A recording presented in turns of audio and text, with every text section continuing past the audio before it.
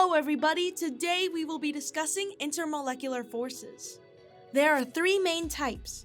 There is London dispersion, dipole-dipole, and hydrogen bonding. These forces affect the physical attributes of a substance. For example, the stronger an IMF of a substance, the higher the boiling or melting point will be. This is because it is more difficult to rip the molecules apart from each other. Here are a few examples. Keep in mind, IMFs are usually represented by a dashed line, while a bond, such as covalent, ionic, and metallic bonds, they are represented by a straight line. You will most likely be given a molecule like this.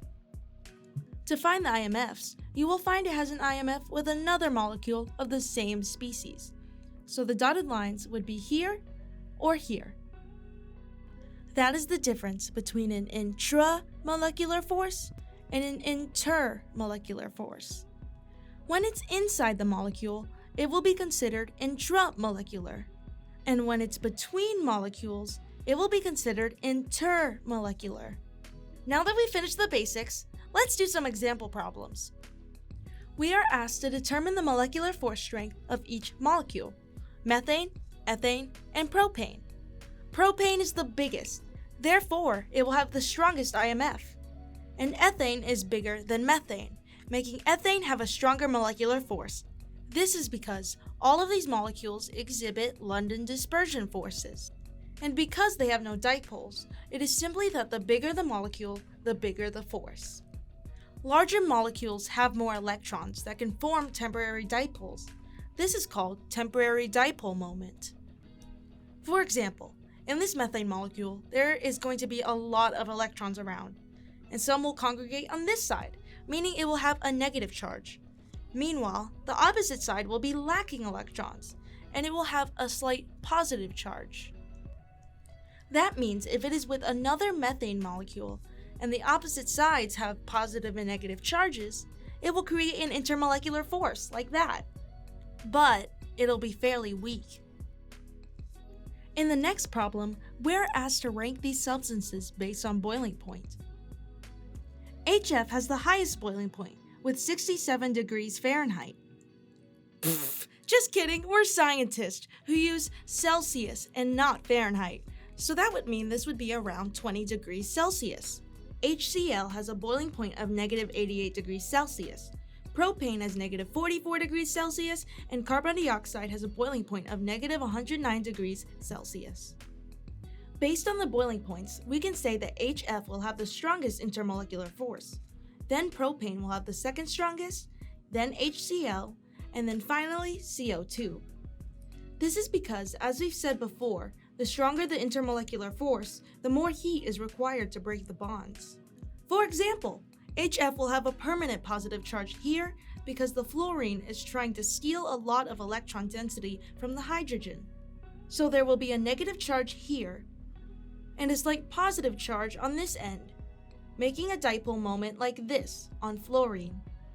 So when it comes in contact with another HF molecule with a dipole moment going this way with opposite charges, it will form an IMF like this. And by applying heat energy, you can break these bonds. It will eventually melt, then evaporate, causing a gaseous form of HF. These intermolecular forces are what is holding the substance together. HF has hydrogen bonding, HCl has dipole-dipole, propane has London dispersion, and CO2 also has London dispersion. Hydrogen bonding occurs when a hydrogen is with a nitrogen, oxygen, or fluorine. Because there is a hydrogen and a fluorine, we know that HF exhibits hydrogen bonding. HCl has a dipole moment like this, because Cl is more electronegative than hydrogen, so it is a dipole-dipole force. Because chlorine is not nitrogen, oxygen, or fluorine, it can't be a hydrogen bond. Propane has no dipole moment, because H and C are close in electronegativity, so there are no electrons being pulled one way or another. CO2 has two dipoles pulling to each oxygen. It has linear molecular geometry, making the dipoles cancel each other out, and the whole molecule has no dipole moment. HCl has a lower boiling point than propane.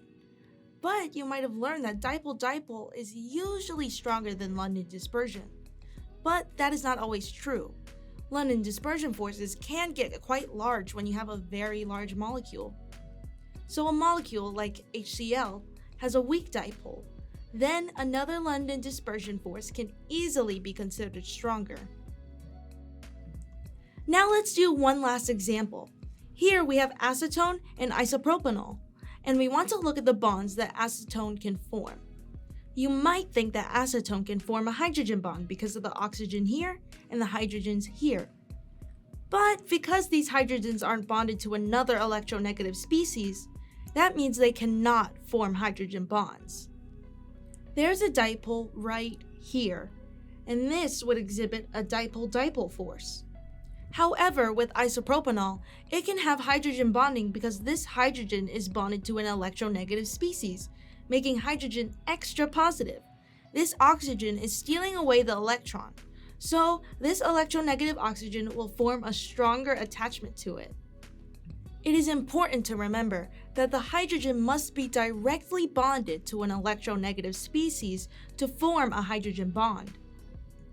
You can also see this molecule only has dipole-dipole and this molecule only has hydrogen bonds by their boiling point. Acetone will have a boiling point of 132.8 degrees Fahrenheit, but speaking as a scientist, nudge nudge wink wink, it is 56 degrees Celsius. And isopropanol has a boiling point of 180.5 degrees Fahrenheit, which is 82.5 degrees Celsius.